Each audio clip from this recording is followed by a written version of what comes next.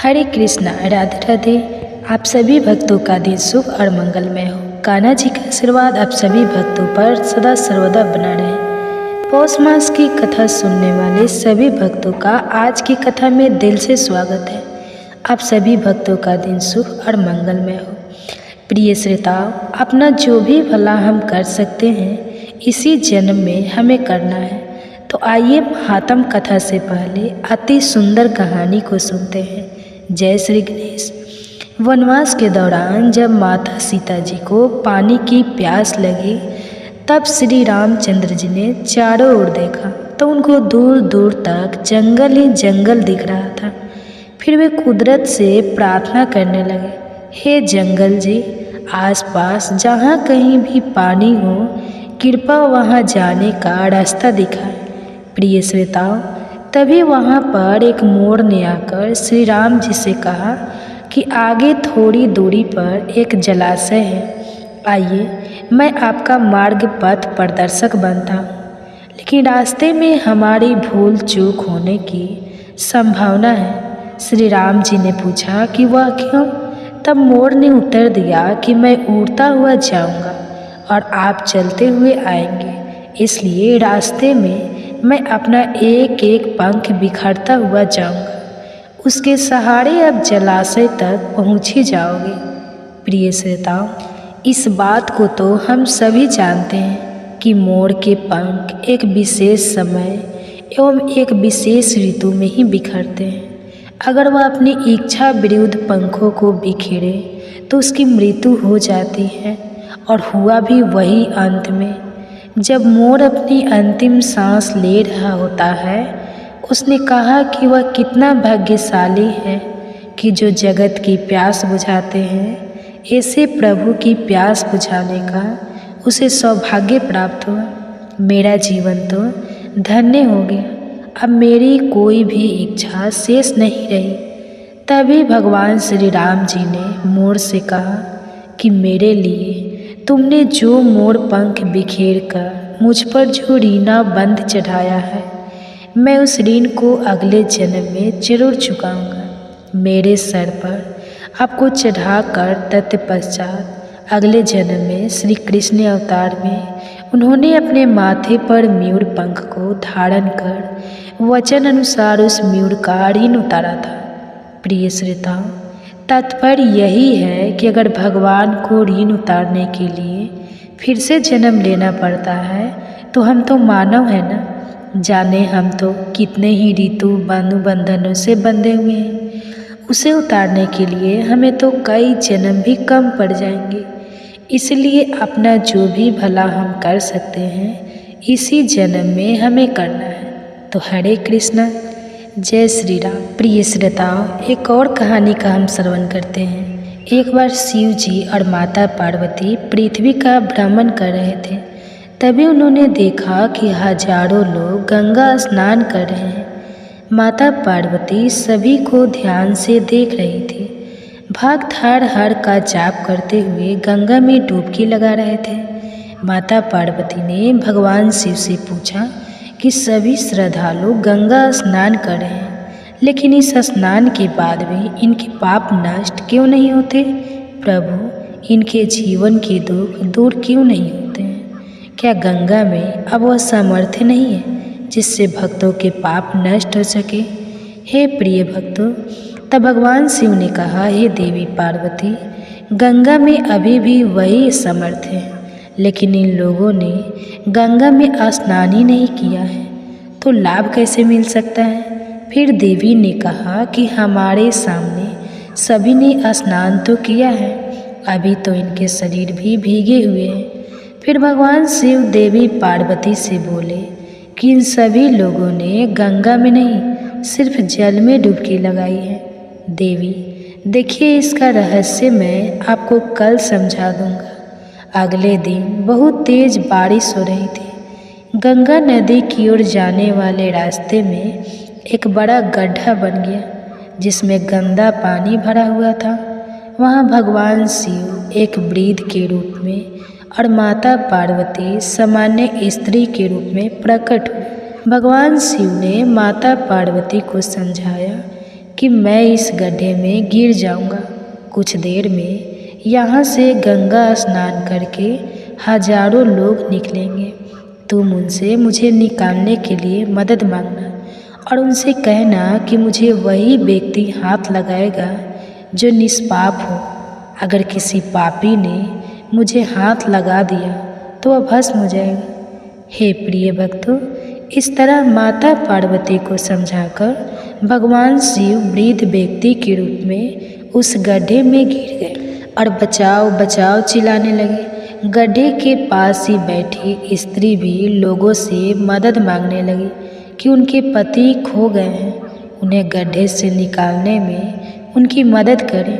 काफ़ी लोग वहाँ इकट्ठा भी हो गए। जब लोग वृद्ध को गड्ढे से निकालने के लिए बढ़ रहे थे तो स्त्री ने कहा कि इन्हें वही व्यक्ति हाथ लगाए जो निष्पाप हो, जिसने कोई पाप ना किया हो, वरना वह भस्म हो जाएगा। बस यह सुनते ही सभी लोग पीछे हट गए। सभी ने सोचा कि ऐसा ना हो कि इसकी मदद करने के चक्कर में हम किसी मुसीबत में फंस जाए। ऐसा सोचकर लोग वहाँ से निकल गए। गंगा स्नान करके लोग आ रहे थे, लेकिन कोई भी वृद्ध की मदद करने के लिए आगे नहीं बढ़ रहा था। ऐसे ही शाम हो गई। तभी भगवान शिव ने देवी पार्वती से कहा कि देखा, यहाँ ऐसा कोई नहीं आया जिसने आस्था और विश्वास के साथ गंगा स्नान किया हो। तभी वहाँ एक और व्यक्ति आया। वह हर हर गंगे का जाप कर रहा था। उसने वृद्ध को गड्ढे में फंसा देखा तो वह मदद करने के लिए आगे बढ़ा। तभी स्त्री ने कहा कि इन्हें वही व्यक्ति बाहर निकाल सकता है जो निष्पाप हो। क्या तुम पूरे निष्पाप हो? फिर उस व्यक्ति ने कहा कि आपको मेरे निष्पाप होने पर संदेह क्यों है? मैं अभी अभी गंगा स्नान करके आया हूँ। गंगा में नहाने के बाद भी पाप रहते हैं क्या? आज के साथ गंगा स्नान से मैं पूरी तरह पवित्र हो गया हूँ। मेरी सभी पाप धुल गए हैं, ऐसा मेरा पूरा विश्वास है। इतना बोलकर उस युवक ने उस वृद्ध को गड्ढे से बाहर निकाल दिया। भगवान शिव और माता पार्वती उस युवक से बड़े प्रसन्न हुए और अपने वास्तविक रूप में उसे दर्शन दिए। माता पार्वती समझ गए कि हजारों लोगों में एक ही व्यक्ति ने आस्था और विश्वास के साथ गंगा स्नान किया है। बाकी सभी सिर्फ स्नान करते हैं, इसलिए उनके पाप नहीं धोते। श्रद्धा से, पूरे विश्वास से स्नान करें। और यदि आप सच्ची श्रद्धा से, पूरे विश्वास के साथ घर में भी नहाने के पानी में गंगा जल मिलाकर स्नान करें तो उससे भी आपको गंगा स्नान का पुण्य मिलेगा। उससे भी आपके सभी पापों का नाश हो जाएगा। बस आपको विश्वास रखना है। गंगा जितना पवित्र पहले थी उतना ही आज भी है। तो सभी प्रेम से बोलिए हर हर गंगे, ओम नमः शिवाय। तो आइए आप सुनते हैं गणेश भगवान की पौराणिक कथा। अपने भक्त की हर बाधा को दूर करके सुख, सौभाग्य और धन धान्य के भंडार भर देते हैं। तो आइए शुभारंभ करते हैं गणेश भगवान की कथा से। पुरानी कथा के अनुसार एक बार गणेश जी महाराज एक सेठ जी की खेत में से होकर जा रहे थे तो उन्होंने 12 दाने अनाज के तोड़ लिए। अब अनाज के दाने बिना पूछे तोड़ लिए तो गणेश जी के मन में भारी भारी पछतावा होने लगा। वे सोचने लगे, अरे मैंने तो सेठ जी के यहाँ से बिना पूछे ही दाने तोड़ लिए। इसका मतलब तो यह है कि चोरी हुई, यानी कि मैंने सेठ जी के यहाँ चोरी कर ली। इस प्रकार वे मन में पछतावा करने लगे। अब चोरी की बात है तो उसका प्रायश्चित भी जरूरी है। गणेश जी ने जिन सेठ के यहाँ से चोरी की थी उन्हीं के यहाँ 12 साल की नौकरी करने का निश्चय कर लिया। बस फिर क्या था, भेष बदल कर पहुँच गए सेठ जी के यहाँ और सेठ जी से काम मांग लिया। उधर सेठ जी जो भी किसी नौकर की ज़रूरत थी, इस तरह गणेश जी नौकर बनकर सेठ जी के यहाँ काम करने लगे। एक दिन की बात है, सेठानी राख से हाथ धोने लगी तो गणेश जी ने सेठानी का हाथ पकड़कर मिट्टी से हाथ धुला दिया। सेठानी सेठ जी से बोली, अरे ये कैसा नौकर रखा है, आपने नौकर होकर इसने मेरा हाथ पकड़ लिया। जब सेठ जी को पता चला तो उन्हें भी गुस्सा आया। सेठ जी ने तुरंत अपने नौकर को बुलाकर पूछा, क्यों तुमने सेठानी का हाथ क्यों पकड़ा?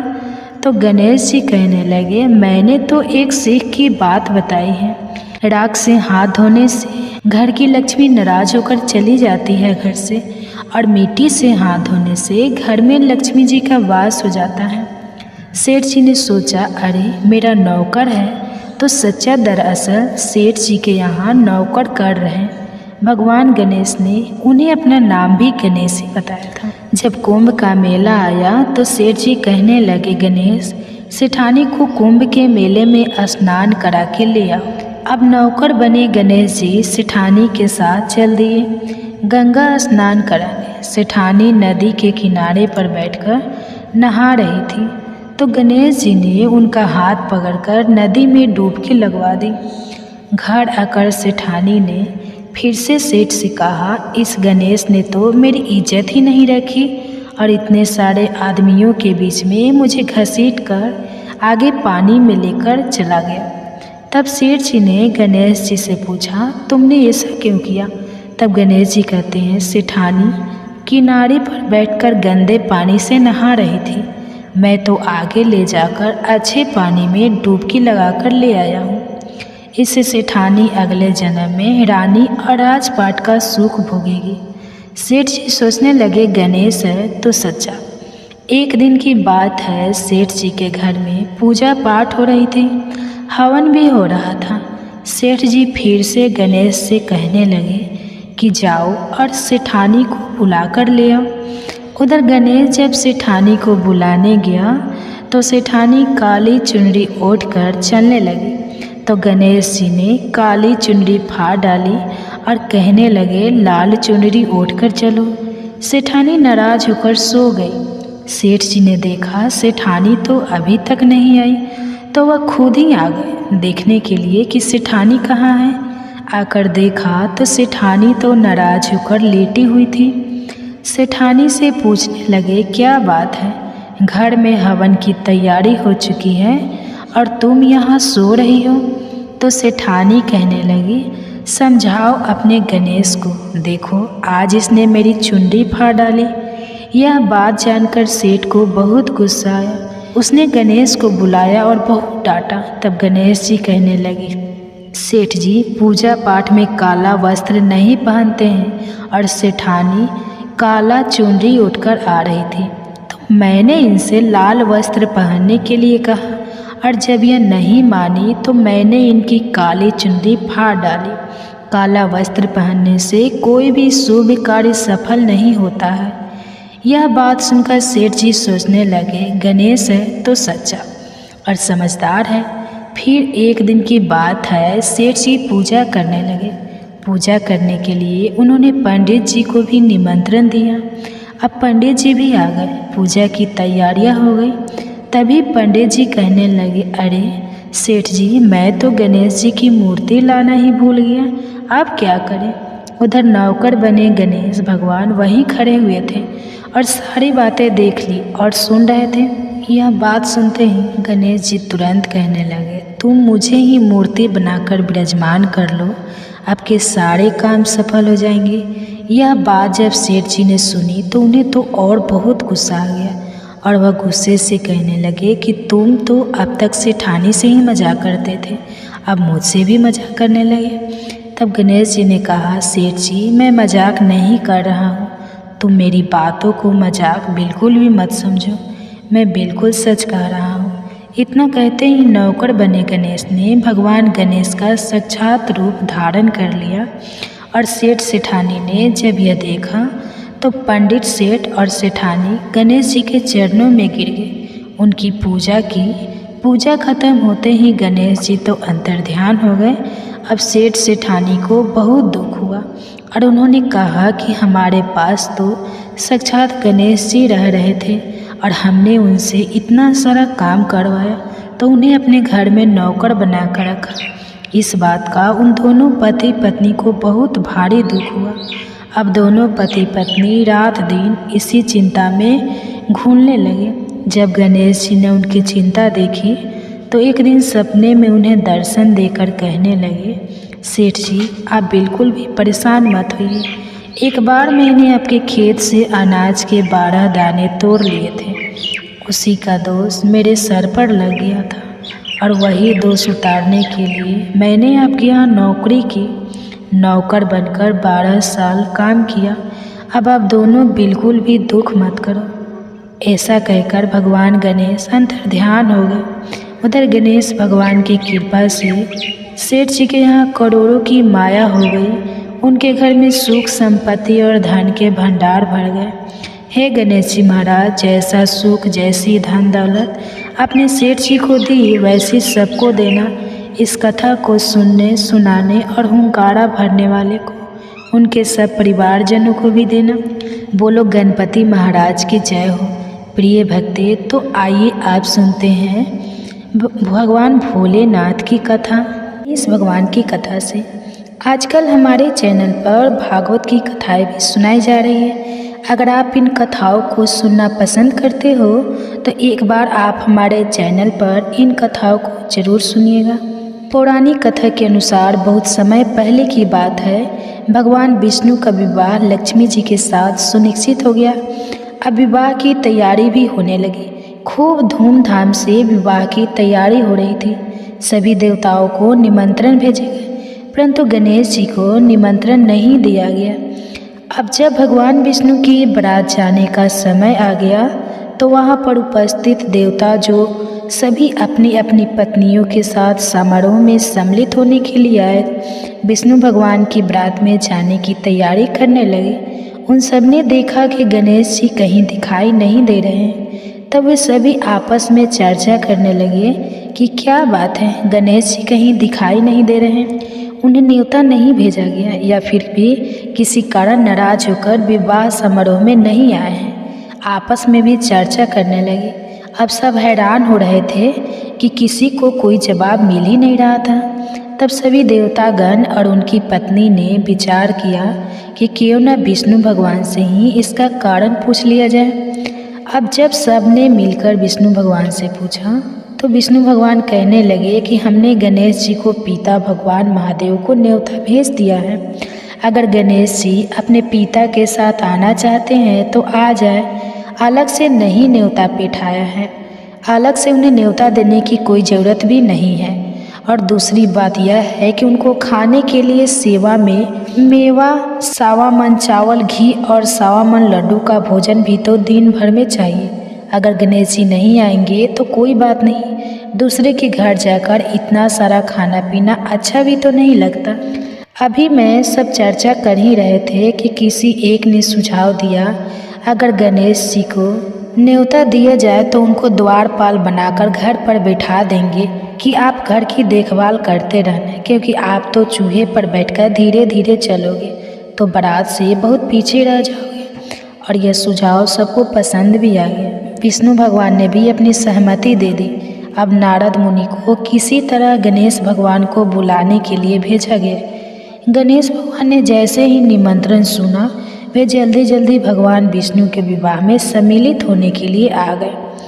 अब जब विवाह समारोह में गणेश जी उपस्थित हो ही गए तो जैसा कि सभी देवी देवताओं ने मिलकर विचार विमर्श किया था, गणेश भगवान को किसी तरह समझा बुझाकर घर की रखवाली करने के लिए बैठा दिया गया। अब बड़ा जल्दी सभी देवी देवता बारात के साथ साथ चल दिए। अब नारद मुनि वहाँ रह गए। तब नारद जी ने देखा कि गणेश जी तो दरवाजे पर ही बैठे हुए हैं। तभी गणेश जी के पास गए और उनसे रुकने का कारण पूछने लगे। क्या बात है गणेश जी, आप द्वार पर इस तरह से क्यों बैठे हुए हैं? विष्णु जी ने तो आपको अपने विवाह में सम्मिलित होने के लिए बुलाया था।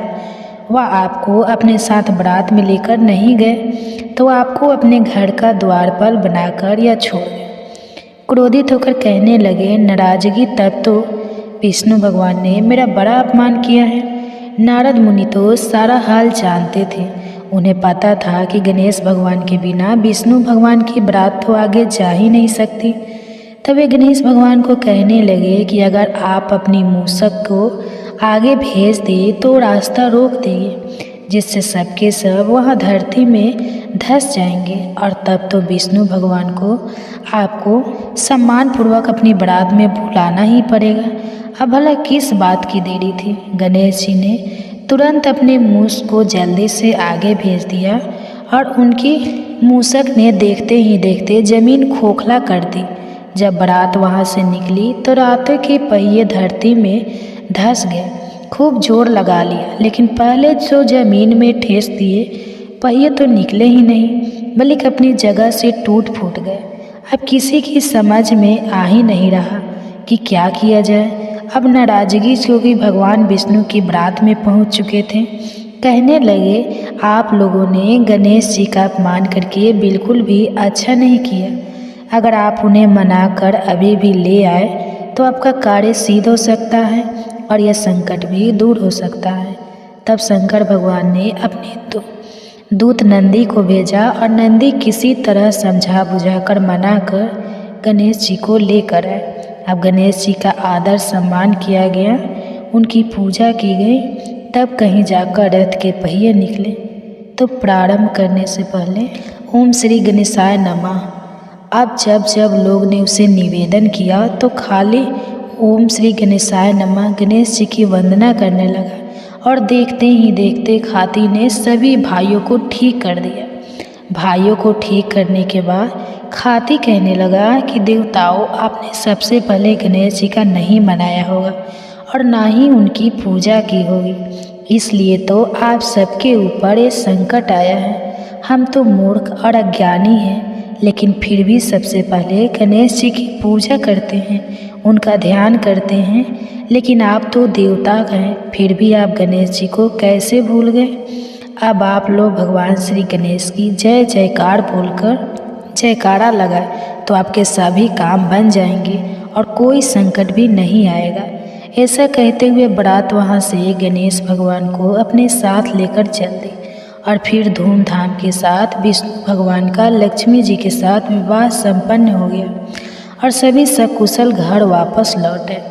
आप सुनिए गणेश भगवान की दूसरी पौराणिक कथा।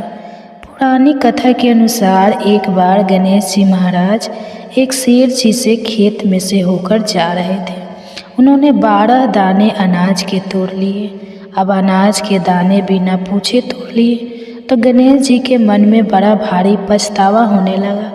वे सोचने लगे, अरे मैंने तो सेठ जी के यहाँ से बिना पूछे ही दाने तोड़ लिए। इसका मतलब ये तो है कि चोरी हुई, यानी कि मैंने सेठ जी के यहाँ चोरी कर ली। इस प्रकार विनम्र में पछतावा करने लगे। अब चोरी की है तो उसका प्रायश्चित भी जरूरी है। गणेश जी ने जिन सेठ जी के यहाँ से चोरी की थी उन्हीं के यहाँ 12 साल की नौकरी करने का निश्चय कर लिया। बस फिर क्या था, भेष बदल कर पहुँच गए सेठ जी के यहाँ और सेठ जी से काम मांग लिया। उधर सेठ जी को भी किसी नौकर की ज़रूरत थी। इस तरह गणेश जी नौकर बनकर सेठ जी के यहाँ काम करने लगे। एक दिन की बात है तो गणेश जी ने सेठानी का हाथ पकड़कर मिट्टी से हाथ धुला दिए। सेठानी सेठ जी से बोली, अरे यह कैसा नौकर रखा है, नौकर होकर इसने मेरा हाथ पकड़ लिया। जब सेठ जी को पता चला तो उन्हें भी गुस्सा आया। सेठ जी ने तुरंत अपने नौकर को बुलाकर पूछा, क्यों तुमने सेठानी का हाथ क्यों पकड़ा। तो गणेश जी कहने लगे, मैंने तो एक सीख की बात बताई है। राख से हाथ धोने से घर की लक्ष्मी नाराज होकर चली जाती है घर से, और मिट्टी से हाथ धोने से घर में लक्ष्मी जी का वास हो जाता है। सेठ जी ने सोचा, अरे मेरा नौकर है तो सच्चा दरअसल सेठ जी के यहाँ नौकर बनकर रहा। भगवान गणेश ने उन्हें अपना नाम भी गणेश बताया था। तो जब कुंभ का मेला आया तो सेठ जी कहने लगे, गणेश सेठानी को कुंभ के मेले में स्नान कर ले आओ। अब नौकर बने गणेश जी सेठानी के साथ चल दिए। गंगा स्नान करने नदी के किनारे पर बैठकर नहा रही थी तो गणेश जी ने उनका हाथ पकड़कर नदी में डुबकी लगवा दी। सेठानी ने फिर से सेठ जी से कहा, इस गणेश ने तो मेरी इज्जत ही नहीं रखी और इसने सारे आमदनी के आदमियों के बीच में मुझे घसीट कर आगे पानी में लेकर गंदे पानी से नहा रही थी। मैं तो आगे अच्छे पानी में डुबकी लगा करके ले आया हूँ। इससे सेठानी अगले जन्म में रानी और राज का सुख भोग। सेठ जी सोचने लगे, गणेश है तो सच्चा एक दिन की बात है। सेठ जी के घर में पूजा पाठ हो रही थी, हवन भी हो रहा था। सेठ जी फिर से गणेश से कहने लगे कि जाओ और सेठानी को बुला कर ले आओ। उधर गणेश जब सेठानी को बुलाने गए तो सेठानी काली चुनरी ओढ़ कर चलने लगी। तो गणेश जी ने काली चुनरी फाड़ डाली और कहने लगे, लाल चुनरी ओढ़ कर चलो। सेठानी नाराज होकर सो गई। सेठ खुद उसे देखने के लिए आकर देखा तो सेठानी तो नाराज होकर लेटी हुई थी। सेठानी से पूछने लगे, क्या बात है, घर में हवन की तैयारी हो चुकी है और तुम यहाँ सो रही हो? तो सेठानी कहने लगी, समझो अपने गणेश को देखो, आज इसने मेरी चुनरी फाड़ डाली। ये बात जानकर सेठ को बहुत गुस्सा आया। गणेश को बुलाया और बहुत डांटा। तब गणेश जी कहने लगे, सेठ जी पूजा पाठ में काला वस्त्र नहीं पहनते हैं और सेठानी काली चुनरी उठकर जा रही थी तो मैंने इनसे लाल वस्त्र पहनने के लिए कहा और जब भी न मानी तो मैंने इनकी काली चुनरी फाड़ डाली। काला वस्त्र पहनने से कोई भी शुभ कार्य सफल नहीं होता है। गणेश है तो सच्चा है और समझदार। फिर एक दिन की बात है, सेठ जी पूजा करने लगे। पूजा करने के लिए उन्होंने पंडित जी को भी निमंत्रण दिया था। अब पंडित जी आए, पूजा की तैयारी हो गई। तभी पंडित जी कहने लगे, अरे सेठ जी, मैं तो गणेश जी की मूर्ति लाना ही भूल गई, अब क्या करें। उधर नौकर बने गणेश भगवान वहीं खड़े हुए और सारी बातें देख और सुन रही थी। यह बातें सुनते ही गणेश जी तुरंत कहने लगे, मुझे ही मूर्ति बनाकर विराजमान कर लो, आपके सारे काम सफल हो जाएंगे। तो उन्हें सेठ को बहुत गुस्सा आया और वह गुस्से से कहने लगे कि तुम तो अब तक सेठानी से ही मजाक करते थे, अब मुझसे भी मजाक करने लगे। तब गणेश जी ने कहा, सेठ जी मैं मजाक नहीं कर रहा हूँ, तुम मेरी बातों को मजाक बिल्कुल मत समझो, मैं बिल्कुल सच कह रहा हूँ। इतना कहते ही नौकर बने गणेश ने भगवान गणेश का साक्षात रूप धारण कर लिया और सेठ सेठानी ने जब यह देखा तो पंडित जी सेठ और गणेश जी के चरणों में गिर गए, उनकी पूजा की। पूजा खत्म होते ही गणेश जी तो अंतर्ध्यान हो गए। इतना सारा काम करवाया तो उन्हें अपने घर में नौकर बनाकर रखा। इस बात का उन दोनों पति पत्नी को बहुत भारी दुख हुआ। दोनों पति पत्नी रात दिन इसी चिंता में रहने लगे। तब जब गणेश जी ने उनकी चिंता देखी तो एक दिन सपने में उन्हें दर्शन देकर कहने लगे, सेठ जी आप बिल्कुल भी परेशान मत होइए, एक बार मैंने आपके खेत से अनाज के 7 दाने तोड़ लिए, उसी का दोष मेरे सर पर लग गया था और वही दोष उतारने के लिए मैंने आपके यहाँ नौकर बनकर 12 साल काम किया। अब आप दोनों बिल्कुल भी दुख मत करो। ऐसा कर भगवान गणेश अंतर्ध्यान हो गए। उधर गणेश भगवान की कृपा से सेठ जी के यहाँ करोड़ों की माया हो गई। उनके घर में सुख संपत्ति और धन के भंडार भर गए। गणेश जी महाराज जैसा सुख, जैसी धन दौलत आपने सेठ जी को दी, वैसी सबको देना। इस कथा को कहते, सुनते और हुंकारा भरने वाले सभी को और उनके सब परिवारजनों को भी देना। अब एक और सुनिए गणेश भगवान की पौराणिक कथा। कथा की शुरुआत हम प्रथम पूजनीय भगवान श्री गणेश जी की कथा से करेंगे। तो जय श्री गणेश। पौराणिक कथा के अनुसार एक नगर में एक बुढ़िया माई रहती थी। वह गणेश भगवान की बहुत बड़े भक्त थी, बहुत पूजा पाठ किया करती थी। वह प्रतिदिन मिट्टी के गणेश जी की पूजा किया करती थी। वह प्रतिदिन मिट्टी के गणेश जी बनाती और फिर पूजा करती। पर जैसे ही बुढ़िया माई गणेश जी की प्रतिमा को स्नान कराती तो मिट्टी के गणेश जी गल जाते थे। तो यह देखकर वह बुढ़िया माई बहुत दुखी हुआ करती थी और बड़ी परेशान होती थी और यही सोचती थी कि काश मेरे पास ऐसी प्रतिमा होती जो कभी भी खराब ना होती तो कितना अच्छा होता। एक समय की बात है, बुढ़िया माई के घर में सामने एक सेठ जी का मकान बन रहा था। तब बुढ़िया माई मकान बनाने वाले मिस्त्री के पास जाकर बोले कि हे बेटा, मुझे पत्थर की मूर्ति बना दे। मैं प्रतिदिन गणेश जी की पूजा करती हूँ, मिट्टी का गणेश जी बनाती हूँ, लेकिन मिट्टी के गणेश जी पर पानी लगते ही वह तो गल जाते हैं। हे पुत्र, अब मैं तो बूढ़ी हो गई हूँ, मुझसे प्रतिदिन गणेश जी नहीं बनाए जाते, इसलिए तुम मेरे लिए एक पत्थर के गणेश जी बना दो। गणेश जी भगवान तुम्हारी सारी मनोकामनाएं पूर्ण करेंगे।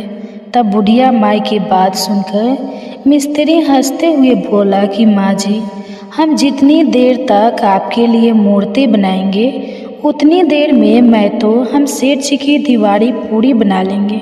हमारे पास इतना समय नहीं है कि हम सेठ जी का काम छोड़कर आपके लिए मूर्ति बनाएं। यह सुनते ही बुढ़िया माई को बड़ा दुख हुआ और वह मन ही मन कहने लगी कि भगवान करे तुम्हारी यह दीवार कभी ना बने और यह टेढ़ी हो जाए। यह कहकर बूढ़ी अम्मा अपने घर चली गई और मिस्त्री और मजदूर दीवार बनाने में लग गए। हे प्रिय श्रोताओं, आप देखिए, अब मिस्त्री जैसे ही दीवार बनाता तो वह टेढ़ी हो जाती, फिर वह दीवार को तोड़ते और फिर से बनाते। ऐसा बार बार करने पर भी दीवार सीधी नहीं बनी। इस प्रकार पूरा दिन एक ही दीवार को तोड़ते और बनाने में निकल गया, लेकिन दीवार फिर भी पूरी नहीं बनी। शाम को सेठ जी आए और मिस्त्रियों से कहने लगे कि तुमने अभी तक कुछ नहीं किया। तब एक मिस्त्री ने आकर सेठ जी को बुढ़िया माई के आने की सारी बात बता दी और यह सब सुनकर सेठ जी बुढ़िया माई के पास गए और माई को प्रणाम करके कहने लगे कि माँ जी, आप हमें आशीर्वाद दो कि हमारा मकान जल्दी से पूरा बन जाए। आपके लिए हम पत्थर के नहीं सोने के गणेश जी बनवा देंगे। तो यह सुनकर बुढ़िया माई बड़ी खुश हुई और उसने सेठ जी को आशीर्वाद दिया कि पुत्र, गणेश जी महाराज के आशीर्वाद से बिना किसी विघ्न से तुम्हारा मकान जल्दी से पूरा हो जाएगा। फिर जब सेठ जी ने आकर देखा कि टेढ़ी दीवार थी बिल्कुल सीधी हो गई थी, तो यह गणेश जी का चमत्कार देखकर मिस्त्री, मजदूर और सेठ जी सारे गणेश जी की जय जयकारा करने लगे और सेठ जी ने जैसा कहा था वैसा ही किया। सोने के गणेश जी बनवा कर बुढ़िया माई को लाकर दे दिए। तो यह देखकर बूढ़ी माई बड़ी खुश हुई और सेठ जी को ढेरों सारे आशीर्वाद दिए और दुआएं देने लगे। उसी दिन से सेठ जी भी गणेश जी का पक्का भक्त बन गया और प्रतिदिन सबसे पहले उठकर स्नान करता, फिर गणेश जी की पूजा करके ही अन्य सभी काम किया करता था। तो गणेश जी के आशीर्वाद से सेठ जी दिन दुगुनी रात चौगुनी तरक्की करने लगे। हे विघ्नहर्ता गणेश जी महाराज, जैसे बुढ़िया माई को दिया सेठ जी की दीवार सीधी की, वैसे ही कथा को सुनने वाले, सुनाने वाले और हुंकारा भरने वाले सभी भक्तों के कार्यों को सिद्ध करना, सभी पर अपना आशीर्वाद बनाए रखना, सभी की मनोकामनाएं पूरी करना। तो प्रेम से बोलिए गणपति महाराज की जय। अब आइए आप सुनते हैं भगवान श्री कृष्ण और उनके भक्त की एक सच्ची कथा। एक समय की बात है, एक पंडित जी थे। वे प्रतिदिन घर घर जाकर भागवत गीता का पाठ किया करते थे। एक दिन उन्हें एक चोर ने पकड़ लिया और कहा कि तुम्हारे पास जो कुछ भी है वह सब निकाल कर मुझे दे दो।